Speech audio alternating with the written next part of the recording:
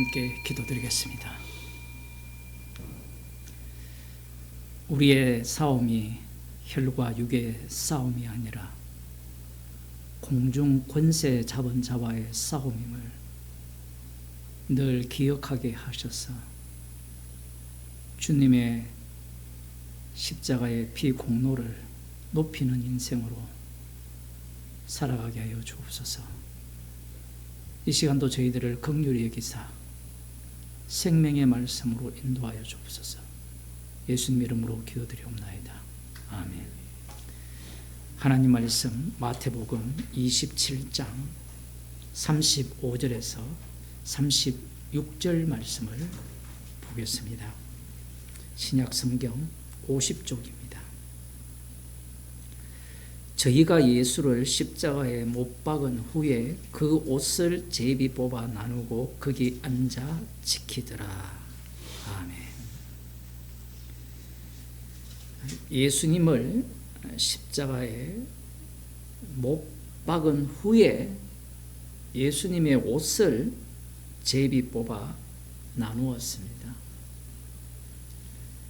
옷을 제비 뽑아 나눈다라는 것은 그 당시에 로마 군병들이 사형수를 사형하고 나면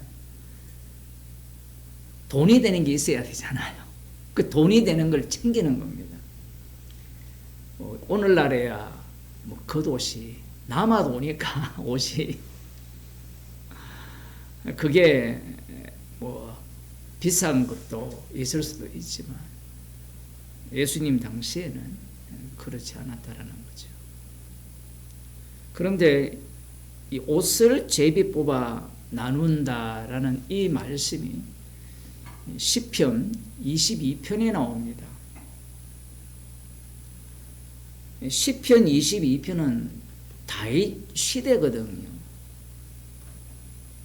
그러면 BC 거의 한 1000년 정도 지난 시기잖아요. 그 당시에 그러면 옷을 나누는 것은 어떤 의미를 갖고 있는가? 조롱입니다. 지금 오늘 마태복음 27장에도 그들은 그냥 사형수를 십자가에 못 박고 평소에 그들의 습관대로 옷을 제비 뽑아 나누었을 뿐이에요. 자기들이 하는 행동이 어떤 의미를 담고 있는지를 몰라요. 우리가 성경을 읽어보면 특히 사복음서 같은 경우에 예수님 앞에 그들이 하는 행동들이 어떤 의미를 내포하고 있는지를 그들은 무슨 말하는지를 몰라요. 예수님이 해석을 해줄 때만 그 의미를 알게 되는 거거든요. 여기도 마찬가지예요. 그들은 수많은 사람들이 십자가에 못 박혔을 거 아니에요. 당시에. 그러면 군병들이 옷을 찢을 수는 없잖아요. 돈이 안 되니까.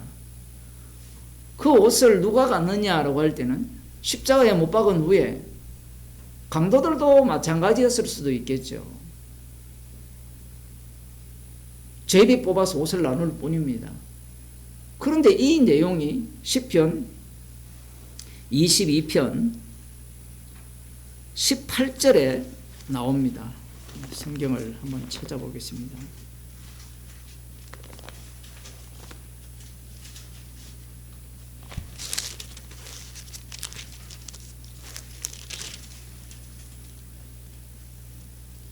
유명한 인용 구절이죠. 내 겉옷을 나누며 속옷을 제비 뽑나이다. 정확하게 시편 22편 18절을 그대로 인용된 건 아니에요. 그냥 예수님의 옷을 제비 뽑아 나누었다. 이렇게만 기록되어 있거든요. 여러분들이 교회를 다니면서 이러한 말씀들을 대하게 되면 구약의 성취다. 다윗이 선지자잖아요. 선지자가 예언한 대로 예수님께서 그 말씀을 이루셨다. 라고 이렇게 봅니다. 많이 들어보셨죠? 그런데 이 성취되었다라는 의미가 제가 보기에는 잘못되었어요. 왜냐하면 그 성취라는 의미를 누가 먼저 낚아챘느냐 하면 예수님을 기다리는 유대인들, 제자들, 특히 베드로 같은 경우에는 이런 말씀들을 잊지 않습니다. 모든 것을 버리고 예수님을 따라 나셨잖아요. 왜 그렇습니까? 예수님이야말로 구약에 예언한 그 다윗 언약의 성취자로 오실 분이라는 거죠. 그러면 예언의 성취자가 누구냐 할 때는 십자가에 못 박기 전 예수님이에요. 예수 그리스도죠. 그들이 말하는. 사도행전에서 말하는 예수님이 그리스도라는 말과 사복음서에 말하는 예수님이 그리스도라는 말이 달라요. 베드로가 마태복음 16장에서 당신은 그리스도시요 살아계신 하나님의 아들이라는 이 말과 사도행전에서 하나님의 아들이고 그리스도라는 말이 다르다라는 겁니다. 물론 16장 그 뒷부분에 보면 십자가 지신 분이 나사렛 예수잖아요. 그분이 그리스도고 나사렛 예수인데 십자가 지신 분이 참 하나님의 아들이라는 겁니다. 말씀의 성취다라고 했을 때 우리는 성질이 좀 급해서 시편 22편의 성취가 오늘 본문에 나오는 예수님께서 십자가에 달려 죽으실 때 다윗이 그 당시에 말씀 성취의 예표자죠. 그림자로서 당했던 그 일들을 예수님이 그대로 당하시면서 예언된 말씀이 성취되었다라고 적용을 합니다. 문제가 무엇이냐라고 하면 그렇게 적용을 해버리면 십자가가 안 나와요. 시편 22편에서 말씀하시는 그 의도와 지금 마태복음 27장 십자가에 못 박히신 이후에 군병들이 행한 그 일들에 대해서 옷을 제비 뽑아 나누는 것이 같은 의미를 갖고 있는지 아니면 옷을 제비 뽑아 나눈다는 것은 같은데 형식은 같은데 내용은 전혀 다른지를 봐야 된다는 거예요. 그렇지 않으면 시편 22편의 말씀의 성취를 이대로 적용하게 되면 그렇게 성취하셨으니까 오늘날 예수님을 어떤 분으로 믿어요? 그저께 부활절이었잖아요. 수많은 교회에서 부활하신 예수님을 찬양하고 부활하신 예수님을 전하자라고 하잖아요. 그 말이 맞습니까? 물론 사도행전에서 예수님이 십자가에 달려 죽으시고 부활하신 걸 전했다라는 것은 맞아요. 그러면 부활하신 주님을 어떻게 전하느냐는 거예요. 어떤 분이 부활한 주님입니까? 부활절을 되면 승리의 찬가를 부르잖아요. 부활하신 것이 승리. 그런데 성경에 보면 부활하신 분이 승리하신 것이 아니에요. 예수님은 십자가로 승리를 합니다. 골로새서에 나오거든요. 십자가로 승리를 해요. 왜 이런 차이점이 있느냐라고 하면 2000년 기독교 역사가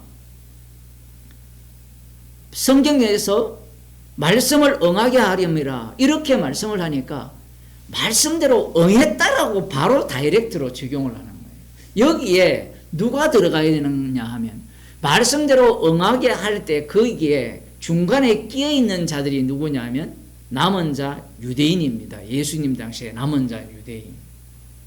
그러면 말씀대로 응한다, 말씀대로 성취가 된다라고 했을 때는 유대인들이 성취가 된다, 말씀대로 응한다라는 그 해석에 의해서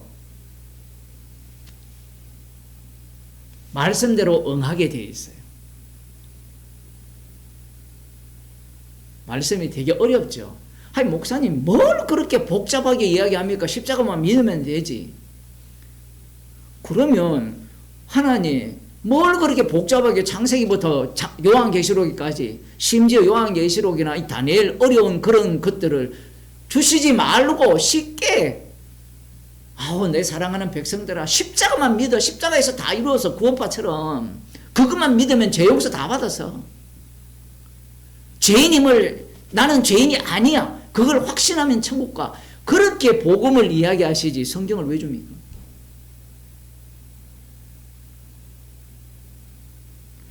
아이 목사님, 성령 임하면 하나도 안 어려워요. 하나도 안 어렵죠. 안 어렵다라는 말씀이 어떤 의미냐면, 안 어렵다 라는 말은 인간 쪽에서는 도무지 접근할 수 없다라는 말이에요. 성령께서 깨닫게 했다는 말은 너희들이 아무리 해석하고 해석하더라도 그 말씀을 깨달을 수 없다라는 이야기잖아요. 그러면 우리가 어떤 식으로 해석을 할 경우에 깨닫지 못하느냐를 성도는 알고 있는 거예요. 그게 성경입니다. 아니 예수님께서 이미 십자가로 새 창조를 했으면 천지창조 볼 필요 있어요, 없어요? 없잖아요. 그런데 왜 창세기가 여전히 우리에게 말씀하고 계십니까? 그 이유는 십자가로 완료하셨다라는 그 의미의 그 깊이를 말씀하는 겁니다. 그리스도의 사랑의 깊이죠. 그리스도의 사랑의 깊이를 말씀한다는 것은 죄의 깊이가 그만큼 깊다라는 이야기입니다. 아니 목사님, 죄의 깊이가 그게 뭐가 필요합니까? 그냥 십자가의 피로 구원받으면 되지. 이런 사람의 문제가 뭐냐면, 우리를 부르신 목적이 주의 이름의 정인이기 때문에 그래요. 구약적으로 표현하면 여호와의 이름을 뽐내기 위한 이스라엘이라는 겁니다. 물론 이스라엘은 여호와의 이름이 나를 위한, 나의 영광을 위한, 나를 뽐내기 위한 여호와였지만, 하나님께서는 그렇게 생각하는 자들에 의해서 멸시당하고 조롱당하면서 여호와의 이름을 뽐냈던 겁니다. 그게 구약이에요. 여러분, 구약을 보면 좀 이상하다는 생각 안 들어요? 여호와 하나님이 이스라엘을 만들었으면 이스라엘이 결론이 좋게 끝나야 돼요, 나쁘게 끝나야 돼요? 우리가 지금 어디에 이 문제가 있느냐 하면, 구약을 읽으면서 마치 여호와 하나님이 승리하신 것처럼 읽잖아요. 그런데 읽어보세요. 만일에 이방인들이 구약을 읽는다면 하나님이 6월 어린 양의 피로 장자로 만들어 놓고 국가를 만들어 놓고 약속의 땅에 집어넣었으면, 아무리 그들을 죄를 짓는다 하더라도 그들을 보호하고 지켜서 아브라함과 이삭과 야곱에서 맹세를 이루셔야 되지 않습니까? 그런데 포로로 잡혀가서 70년 만에 돌아온다 해놓고 다시 71회를 말씀하셔서 짜증나잖아요. 우리는 워낙 믿음이 좋아가지고 구약을 읽을 때, 야, 하나님은 진짜 살아계시는구나, 약속대로 하시는구나. 과연 그렇습니까? 그렇지 않아요. 하나님께서 그렇게 일을 안 해요. 하나님께서 일하시는 방식은 철저하게 이 선악과를 따먹은 자들의 죄악을 드러내시면서 그들의 죄악의 깊이가 극단까지, 임계점까지 도달했을 때 아들을 보내어서 자신의 참된 모습을 계시를 합니다. 그래서 성경 말씀이 어려운 겁니다. 그 시편 22편을 유대인들이 모르겠습니까?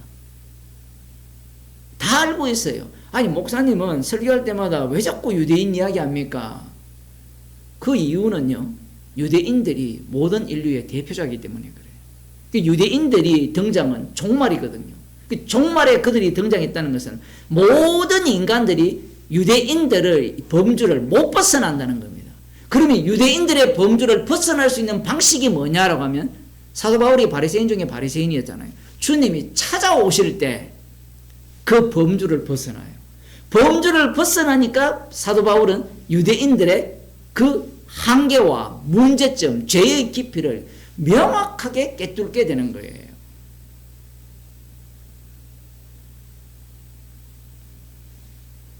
사도 바울의 신학은 그런 겁니다. 유대인들이 갖고 있는 인간관을 다 박살내버려요. 천국관을 다 박살내버립니다. 어떤 신학자는 그렇게 이야기를 하거든요. 사도 바울 서신을 이해를 할 때는 그는 유대교 사상을 받았기 때문에 그가 말하는 부활 사상, 육체 부활이라는 이런 것들이 모두가 다 유대교적 사상에서 왔기 때문에 거기에서 이해를 한다면 충분히 이해가 된다. 천만의 말씀입니다.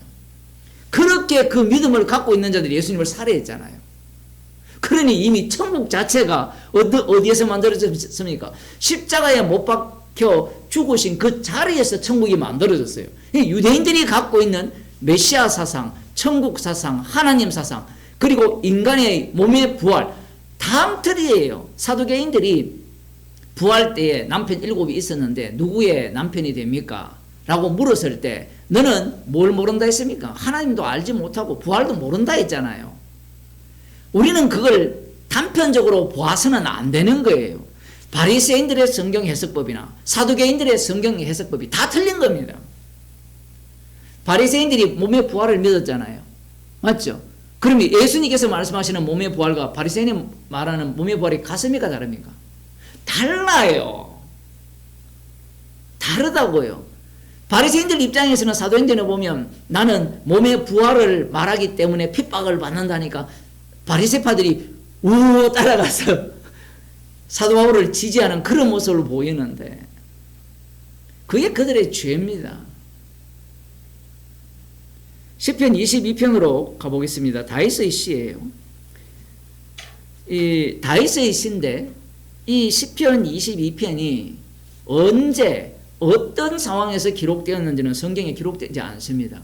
그런데 내용을 들여다보게 되면 사울 왕에게 쫓길 때보다는 압살롬의 반역 때 이 시편이 기록되었을 가능성이 아주 높아요.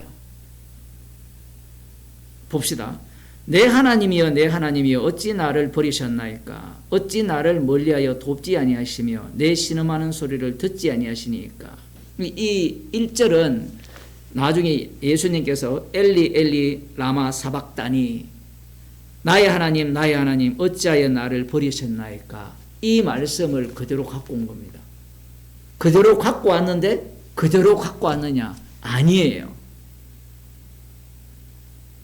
시편 22편을 결론부터 말씀드리면 다윗이 조롱받고 고난받고 극단의 상황에 내몰렸을 때만 기도한 게 아니고 태어날 때부터 기도하는 사람이었고 하나님의 여호와 하나님의 도움을 요청했는데 안 도와주더라는 겁니다. 그럴 때 주변의 사람들이 조롱하고 경멸한 거예요. 그런데 궁극적으로는 여호와 하나님이 응답을 하셔서 찬양케 하셨다라는 내용이 시편 22편입니다. 자, 들어가 봅시다. 나의 하나님 어찌 나를 버리셨나이까? 상황 자체가 버린 상태예요. 그러면 여기에서 버렸다라는 것은 다윗이 완전히 버림받았습니까? 아니면 어느 시점까지 버림받았습니까? 어느 시점까지죠. 구약에서는 다윗 왕권이 회복이 되잖아요. 압살롬이 죽임을 당하고 다시 다윗이 그 예루살렘에 돌아오게 되지 않습니까?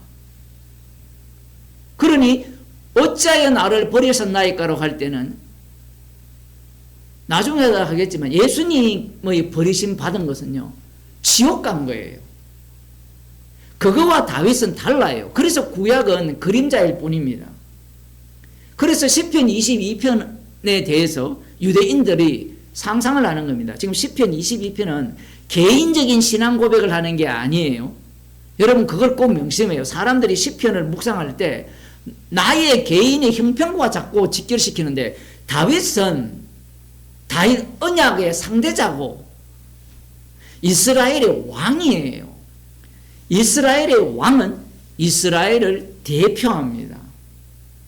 대표자로서 왕인데 그 왕이 어떤 일을 당했느냐 하면 하나님이 버리셨다라는 정도까지 하나님이 저 멀리 하여 돕지 않는 상황, 이것은 내 입장에서도 돕지 않고요 상대가 보기에는 어떤 입장이냐면 하나님이 너를 버렸다는 거예요. 오늘날로 치면 예수님 믿는데 저 집안 꼴이 왜 저렇게 안 풀리나 할 때 사람들이 뭐라고 평가해요? 네가 진짜 복음을 안다면 네가 왜 지금의 형편이 그렇게 꼬이느냐? 그 이야기를 누가 잘합니까? 예수 믿는다고 하는 사람이 이야기를 해요. 나중에 그를 우리는 항상 모르니까 치매 걸렸다. 그러면 제가 치매 걸렸다 그러면 복음을 전하더만 치매 걸렸네. 그렇게 생각하는 거예요. 다윗이 아들한테 반역을 당해서 도망쳤잖아요. 쫓겨났잖아요. 그러면 그 모습을 볼 때 우리 성경에는 이 시편만큼 리얼하게 깊이 있게 안 나와요. 다윗이 이만큼 어려움에 처했다라는 것은 잘 사무엘 상하를 보면 잘 나오지 않아요. 시편으로 들어가면 쫓겨다니면서 얼마나 조롱을 당하고 멸시를 당했는지, 하나님이 너를 버렸다라고 할 만큼. 이건 누가 그 말을 하죠? 압살롬이 그렇게 하는 겁니다. 압살롬이 누구냐 하면요, 여러분들이 압살롬은 반역자라면 기억할 수 있는데, 다말이 누이가 있죠. 암논에 의해서 겁탈을 당했습니다. 그런데 이 암논이 겁탈한 이후에 이 누이 다말을 쫓아내버려요. 이 문제에 대해서 다윗 왕이 율법대로 처리를 해야 되는데 율법대로 처리를 하지 않아요. 율법대로. 여기에 대해 압살롬이 이를 갈았죠. 이를 간 이후에 압살롬이 돌아오게 되는데, 돌아오는 과정까지 하면 너무 시간이 오래 걸리니까 돌아오게 되는데 요압 장군이 여인을 이용해서 비유를 들거든요. 근데 그 비유의 내용을 이야기합시다. 어차피 나왔으니까. 그 비유의 내용이 뭐냐면 아들 둘이 있는데 들에서 사고다가 한 아들이 죽었어요. 죽었는데 이 한 살아있는 아들이 돌아오니까 자신의 친족들이 동네 모든 사람들이 와서 그놈을 죽여야 된다는 겁니다. 자, 율법에 어떻게 돼 있어요? 율법을 알아야 이 얘기가 되는데, 율법에는 어떻게 되어 있느냐 하면 고의로 살해한 자는 죽여라고 되어 있어요. 그러면 이 상황에서 잘 봅시다. 여인이 예를 들었잖아요. 형제 둘이 싸우다가 죽였으면 율법대로는 어떻게 해야 돼요? 나머지 형제를 죽여야 되죠. 그런데 이 여인이 뭐라고 하냐면 얘까지 죽여버리면 기업을 누가 있느냐라는 거예요. 그러자 다윗 왕이 어떻게 판결을 합니까? 내가 그 아들을 보호하겠다라고 해요. 그러면 이 다윗 왕의 판결이 율법대로 한 겁니까? 율법대로 안 한 겁니까? 이게 되게 어려워요. 지금 이 요압 장군이 천재입니다. 왜 천재냐 하면 다윗 왕이 이 암논에 대해서 처리를 하는 방식을 꿰뚫고 있는 거예요. 법대로 처리하지 않잖아요. 법대로 처리를 해야 되는데, 죽이든지 어떻게 해야 되는데 처리를 안 하니까 그 처리하지 않는 방식을 그대로 갖고 와서 이 여인에게 말하게 한 거예요. 그러니까 다윗이 그 아들을 살려야 된다라고 하면서 모든 사람들에 대해서 내가 너를 보호하겠다라고 이야기를 합니다. 이 판결이 정당한 판결입니까? 율법대로 판결을 해야 되는데 그게 공의로운 판결이거든요. 그러니 이 요압이 이러한 판결을 알기 때문에 압살롬에 대해서도 틀림없이 압살롬을 용서하고, 압살롬이 사적으로 복수를 했잖아요. 그러면 율법대로라면 또 어떻게 해야 되죠? 처단을 해야 되죠. 그런데 그렇게 하지 않음을 아는 겁니다. 이미 그렇게 했고요. 이게 왜 중요하냐면 그 다음 돌아왔는데 다윗 왕이 계속 보지 않습니다. 압살롬을 참 그 아들을. 그 압살롬이 이제 이후에 어떤 일을 벌이느냐 하면 사무엘하 14장을 보겠습니다. 이 배경을 모르면 시편 22편을 이해하기가 상당히 어려워요.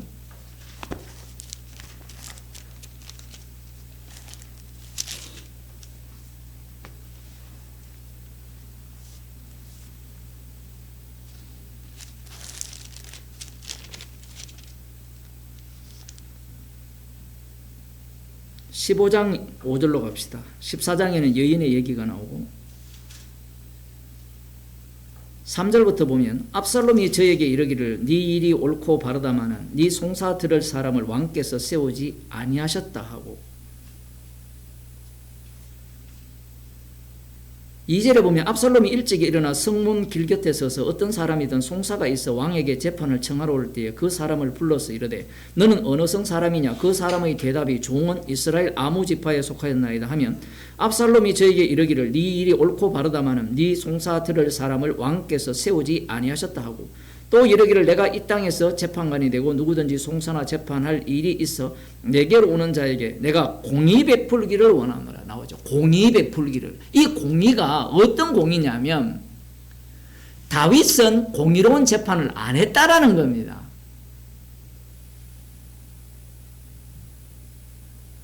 예를 들어 내란을 일으켰잖아요. 그러면 판사가 무죄라고 하면 사람들이 그 내란 때문에 죽을지도 모르는 사람들이 어떤 마음이 들까요? 가만 안 있겠죠. 지금 다윗이 이스라엘의 왕이잖아요. 그러면 판결을 내릴 때 공의로운 판결을 해야 되는데 압살롬이 공의로운 판결을 한 거예요. 여기에 보면 이스라엘 백성들의 마음을 훔쳤다 하거든요. 그럼 백성들이 왜 압살롬에게 마음이 뺏길까요? 이런 대목이 참 흥미로운 대목이에요. 이 이스라엘 백성들이 율법을 너무 잘 아는 겁니다. 그래서 압살롬이 판결을 할 때, 소송을 걸어올 때 공의로운 판결을 해주는 거예요. 다윗 왕처럼 공의롭지 않는 판결을 하지 않는 겁니다. 그러니까 압살롬에게 사람들이 몰려드는 거예요. 이 오늘날 교회도 마찬가지죠. 설교가 공의로운 설교를 하는 걸 좋아해요. 의로운 설교 있잖아요. 예를 들어 계엄을 일으켰다.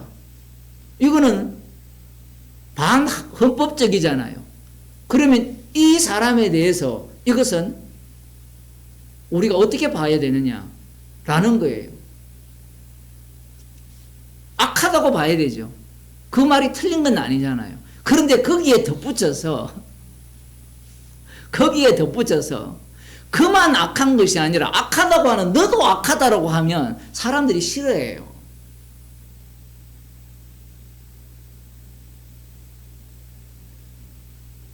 어제 제가 설교를 했지만 여호수아의 착각이 뭐냐면 너는 우리를 위하느냐 우리의 대적을 위하느냐 이렇게 물었거든요. 여호수아 5장에 보면 여호와의 군대 장관인 줄 모르고 여호수아는 자신이 여호와 편이라 생각한 거예요. 누구도 여호와 편이 못 돼요. 이스라엘은 여호와 편이 못 되는데 희생물을 통해서 여호와 편으로 끌고 들어온 겁니다. 그럼 원래 위치가 어느 위치냐면 여호와의 대적이에요. 광야에서 다 진멸당해야 되잖아요. 그들도. 그런데 하나님께서 그들을 긍휼히 여기셔서 요단강을 건너게 하시고 약속의 땅을 주시는 거잖아요. 이러한 내용을 지금 갖고 있는데 그런 상태에서 이제 다윗이 쫓기니까 어떻습니까? 다윗을 뭐라고 이야기하겠어요? 하나님이 너를 버렸다는 이야기죠. 왜냐하면 이거 다윗을 공격하는 자들이 공의의 입장에 서 있는 자들입니다. 여러분 성경을 보는 안목을 확 바꾸세요. 다윗은 오히려 공의롭지가 않아요. 암논에 대해서 판결을 내릴 때는 율법대로 판결을 해야 되는데 그렇게 판결을 안 해요. 다윗이 나단 선지자가 찾아왔을 때 바세바를 취하고 간음죄를 취하고 그다음 우리아를 암논입니까? 암몬 자손의 손으로 죽이잖아요. 살인죄까지 취했잖아요. 그때 이 나단 선지자가 비유를 이야기하잖아요. 부자가 어린 양 한 마리밖에 없는 그 양을 뺏어가지고 율법을 지켰잖아요. 나그네를 대접했을 때 공의로운 판결을 내립니다. 그런 놈은 죽여야 된다고. 그리고 4배를 갚아야 된다라고 판결을 내려요. 이게 다윗의 공의로운 판결이에요. 그런데 그런 판결을 다윗이 받았다면 다윗이 먼저 제거당해야 되죠. 하나님이 용서를 하잖아요. 그 이후부터 다윗은 판결이 도무지 율법대로라고 주장하는 자들의 입장에서는 이해가 안 되는 겁니다. 이해가 안 되는 거예요. 사울왕과 다윗의 죄악을 비교해 보면 막상막하예요. 그러니 이 다윗 언약 속에 들어가지 못한 자들은 다윗 왕이 행하는 것을 이해 못하는 겁니다. 그들 눈에 다윗을 보기에는 어떻습니까? 공의로운 판결을 안 했기 때문에 하나님이 너를 버렸다는 거예요. 그 다음 봅시다. 내 하나님이여 내 신음하는 소리를 듣지 아니하시나이까. 내 하나님이여 내가 낮에도 부르짖고 밤에도 잠잠치 아니하오나 응답치 아니하시니까 당연히 버렸다고 생각하는 거죠. 이건 내 쪽에서도 버렸다고 생각하고 저쪽에서도 버렸다고 생각하는 겁니다.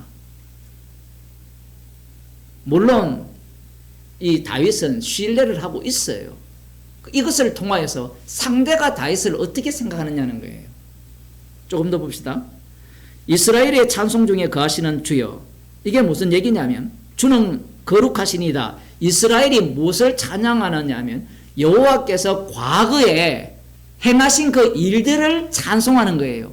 그래서 이스라엘 찬송 중에 거하는 주라는 말은 이스라엘이 예를 들어 출애굽을 통하여서 행하신 그 일을 찬송한 거예요.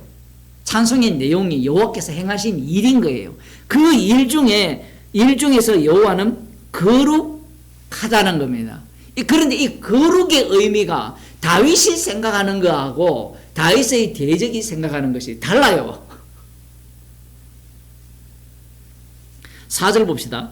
우리 열조가 주께 의뢰하였으므로 저희를 건지셨나이다. 자, 여러분들이 출애굽기를 알죠? 출애굽기에 보면 모세를 보내기 전에 이스라엘 백성들이 여호와께 부르짖었죠.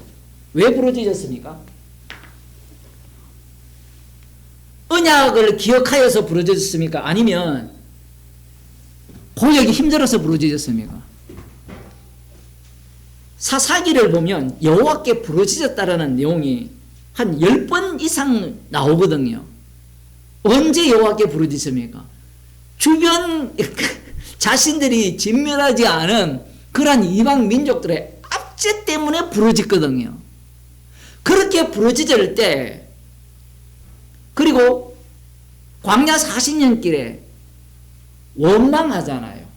원망으로 부르짖었거든요. 그런데 다윗이 뭐라고 하는가 하면 우리 열조가 주께 의뢰하였고 의뢰하였으므로 저희를 건지셨나이다.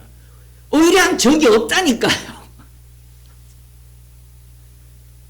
지금 사람들이 이런 본문을 보면서 어떻게 생각하느냐면 이 다윗의 조상들이 여호와를 의뢰하고 의뢰했다라고 생각을 해요. 그런데 막상 우리가 지금 계속해서 보고 있잖아요. 출애굽기부터 창세기부터 보면 의뢰 안 해요. 광야 40년 길 의뢰한 적이 없고 사사시대로 가도 의뢰한 적 없고 다윗 이전에 사사시대였잖아요. 사무엘상 사실 사울왕을 요구한 것이 여호와를 의뢰했습니까? 아니죠. 여호와의 왕되심을 원치 않고 기도했잖아요. 부르짖었잖아요. 왕을 달라고. 그런데 다윗은 전혀 다르게 해석을 하죠. 그러니 이러한 이 내용들을 이해를 하려면 다윗이 홀로 왕으로서 체험한 바세바 사건, 그 사건을 담지 않으면 이 내용을 이해를 못해요. 안 그러면 문자대로 이해하면 조상들이 의뢰했으니까 아브라함과 이삭과 야곱이 하신 맹세를 이루신다라고 약속을 했기 때문에 우리가 어떻게 믿고 구해보니까 모세를 보냈더라. 이렇게 해석이 되잖아요. 구약을 모른다면 사람들은 그렇게 해석을 못 하잖아요. 아, 이 조상들이 하나님을 의뢰했기 때문에 하나님께서 저희를 건지셨다. 애굽에서 건지셨다. 광야에서 건지셔서 약속의 땅으로 인도하셨다.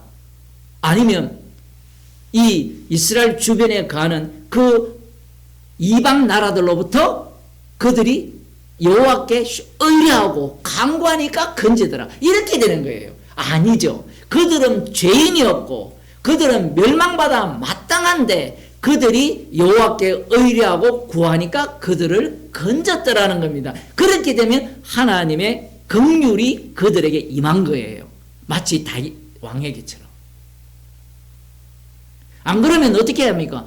여러분, 우리가 여호와께 설마 우리가 여호와로부터 버림을 받았다라고 생각할지라도 여러분 의뢰하고 의뢰하면 여러분을 건질 겁니다. 많이 들어봤죠, 설교? 이게 유대교예요. 그걸 종교라 합니다.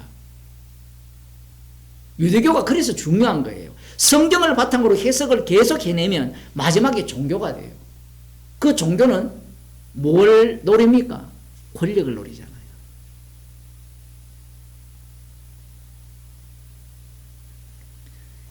저희가 주께 부르짖어 구원을 얻고 주께 의뢰하여 수치를 당치 아니하였나이다. 이 말씀들이 정말 완전 뒤집어서 이야기하죠, 다윗은. 그러니까 이 다윗의 이 이야기를 못 알아듣는 거예요. 오늘날 예수 믿는다는 사람들도 못 알아듣는 겁니다. 주께 의뢰하여 수치를 당치 않기는 맞죠.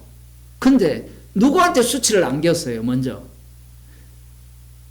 홍해바다가 가로놓여 있고 뒤에 바로의 군대가 오니까 누구를 수치스럽게 해버립니까? 여호와를 수치스럽게 해버렸잖아요. 사사기 때도 마찬가지죠.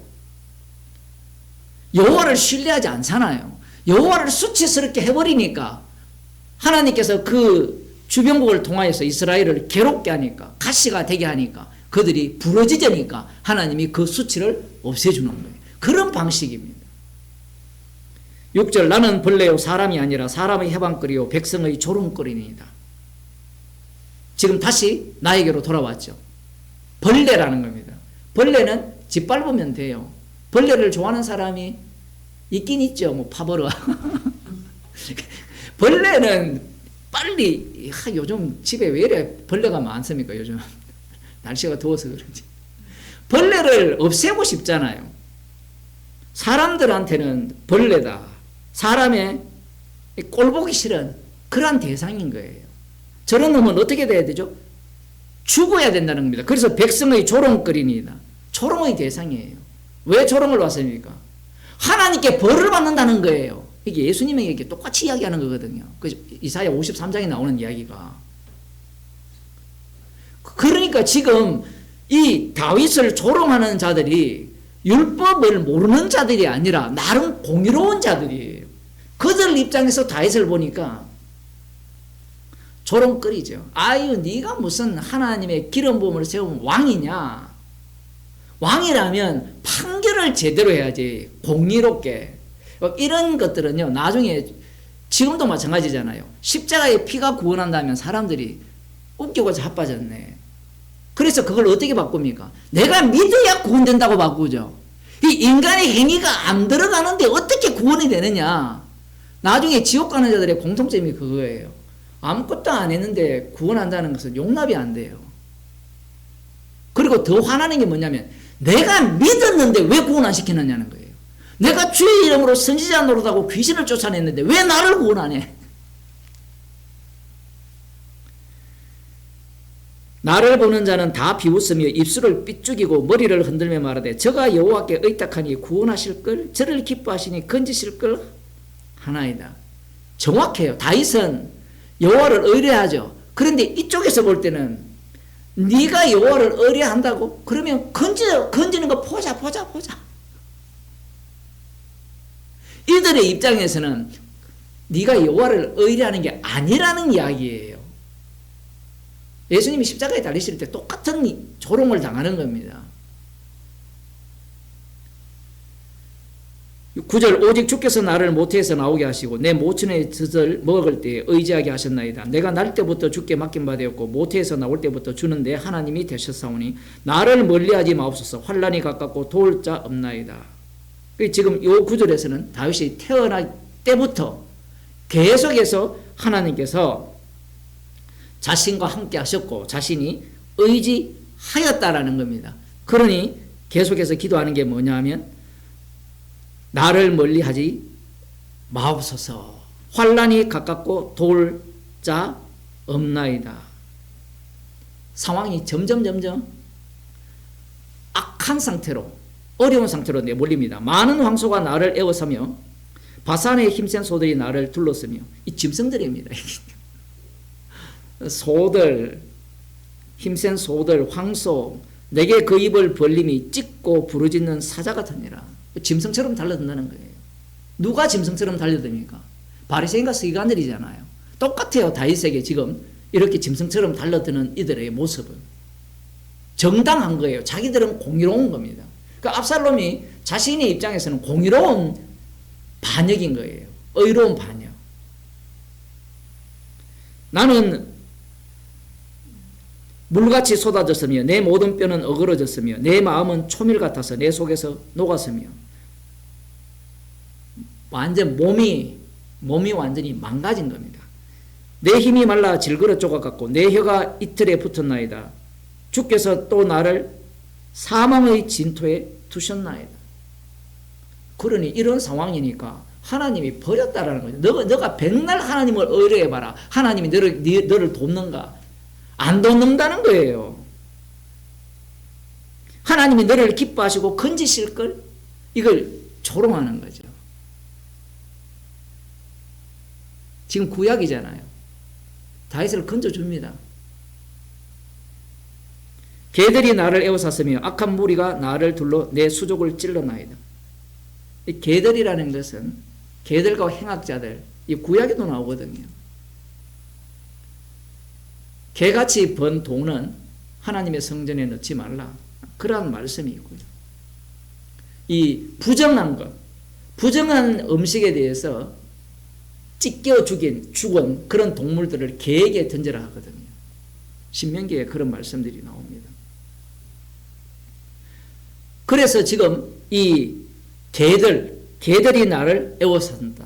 이 개들이라 했을 때 누가 개들입니까? 공의로운 자들이 개들이에요. 구약이 신약만큼 깊어요. 실제로 서신서에 개들과 행악자들을 조심하라 하잖아요. 개들과 행악자들을 이야기하니까 우리들은 개들이라고 하니까 그들이 뭐 말씀대로 안 살고 지 마음대로 사는 짐승처럼 사는 인간들이라고 생각하지만 바리새인이 개들이에요. 지금 다윗도 마찬가지입니다. 내가 내 모든 뼈를 셀 수 있나이다. 저희가 나를 주목하여 보고 내 겉옷을 나누며 속옷을 제비 뽑나이다. 조롱하는 거죠. 조롱하고 이 당시에 겉옷은 전리품에 가깝습니다. 자신들이 승리했다라는 거예요. 전리품을 취하는 것처럼. 그 내용을 지금 이 마태복음 27장에서 그 당시의 습관을 그대로 기록함으로 말미암아 이 말씀의 성취의 의미를 이야기하는 겁니다. 그럼 이 말씀의 성취의 의미는 뭐가 관련되어 있느냐면 다윗 언약의 성취와 관련되어 있어요. 달리 말하면 마태복음에서 세례요한이 하나님 나라와 가까웠다 했잖아요. 하나님 나라가. 그러니까 하나님 나라가 어떤 나라인가를 지금 말씀하기 위한 하나의 장치예요. 겉옷을 제비 뽑는 이 하나의 모습이 결국 다윗이 개의 세력에서 구하소서, 그 21절에 보면 나를 사자 입에서 구하소서, 주께서 내게 응낙하시고 들으소서, 뿔에서 구원하셨나이다. 구원을 받아요. 이미 여기에서는 이미 아직 도래하지 않는 구원을 이미 도래한 구원처럼 말하고, 그 다음 이제 22절부터 보면 내가 주의 이름을 형제에게 선포하고 회중에서 주를 찬송하리다. 주의 이름이 뭡니까?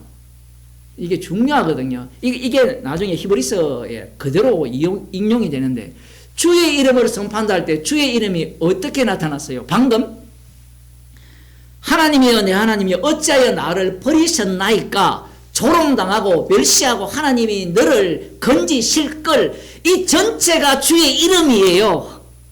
그 주의 이름을 형제 중에 선포하는 거예요. 신약으로 오면 주의 이름이 뭐예요? 주의 이름을 부르는 자는 구원을 얻는다 할 때 주의 이름 부르면 돼요? 주의 이름은 십자가에 못 박이신 예수님이에요.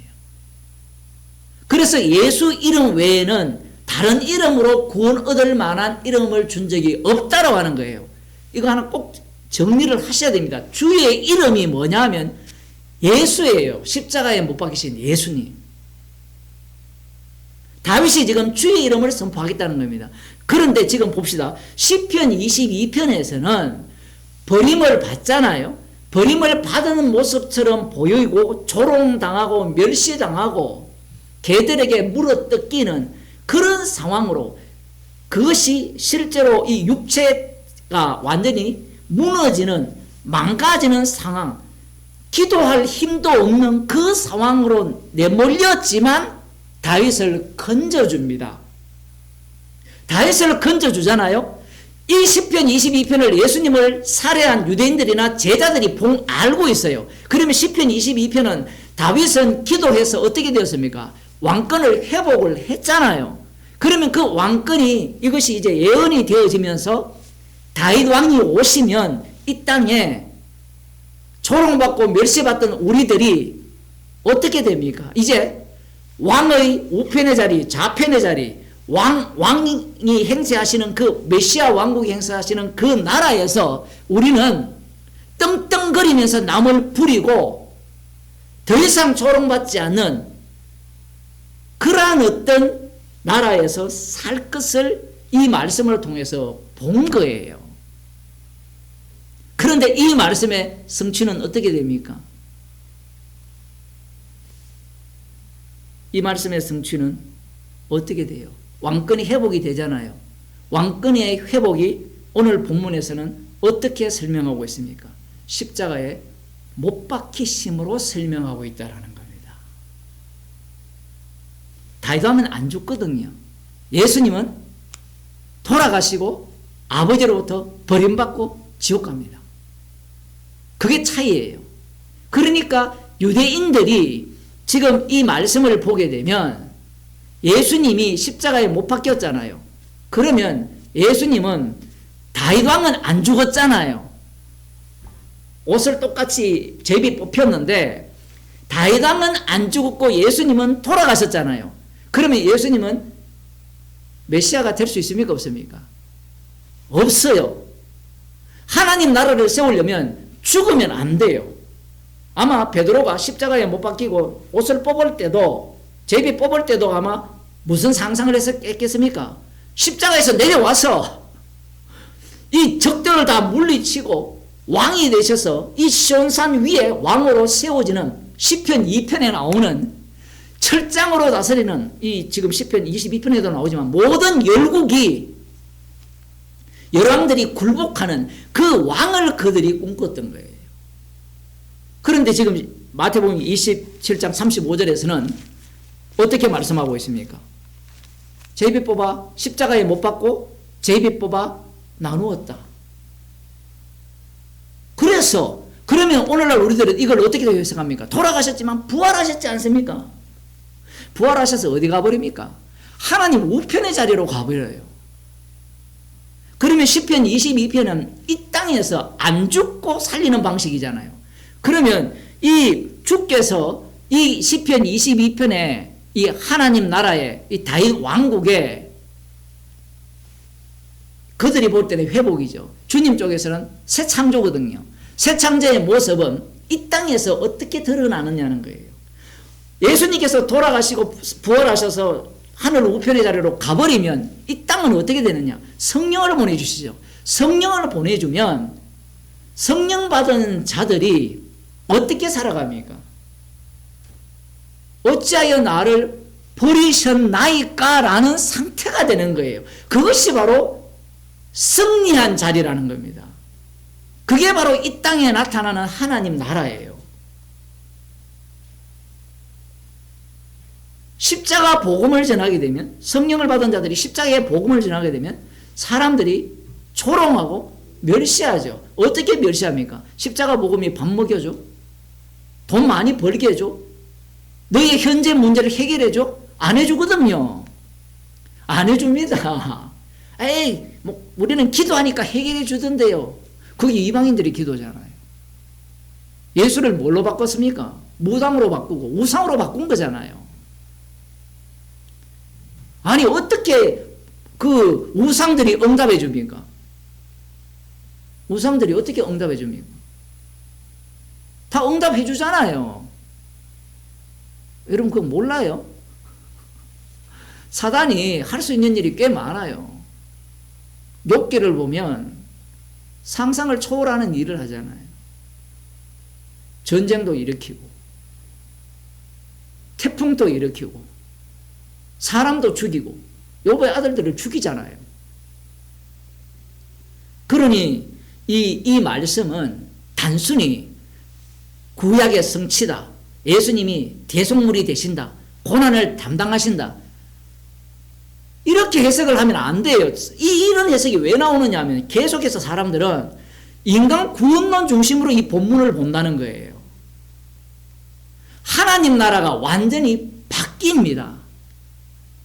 유대인들이 기다렸던 하나님 나라는 이 땅에 세워지는 하나님 나라예요. 그런데 예수님은 이 땅에 속하지 않는 이 땅에서 드러나는 하나님 나라입니다. 그 나라는 바로 시편 22편을 날마다 묵상하면서 우리도 자신들을 대입시킬 거 아니에요. 다윗 자리에 대입시켜서 기도하고 있고 조롱을 받지만 메시아를 보내주신다면 우리는 다시 열국의 중심이 되고 열국의 지배자가 될 것을 꿈꾸는 겁니다.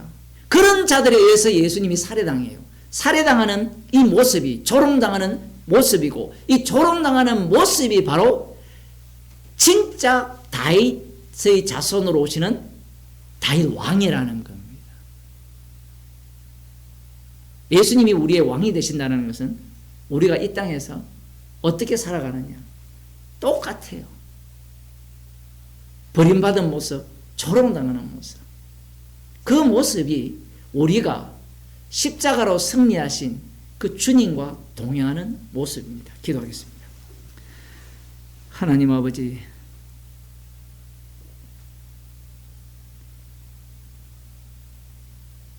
사소한 인간의 습관을 통하여서 유대인들의 죄를 드러내시고 십자가로 만드시는 창조하시는 하나님 나라가 어떠함을 말씀을 통하여 들려주심을 감사드립니다. 십자가로 승리하셨기에 그 승리 속에 우리들이 참여하기에 이 땅에서 조롱당하며 멸시당하는 것을 오히려 감사함으로 받게 하여 주옵소서. 예수님의 이름으로 기도드리옵나이다. 아멘. 하늘에 계신 우리 아버지여, 이름이 거룩히 힘을 받으시오며 나라의 마시오며 뜻이 하늘에서 이루어진 것 같이 땅에서도 이루어지이다.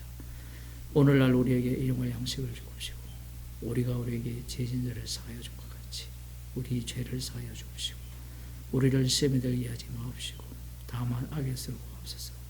대개 나라와 근수와 영광이 아버지께 영원히 사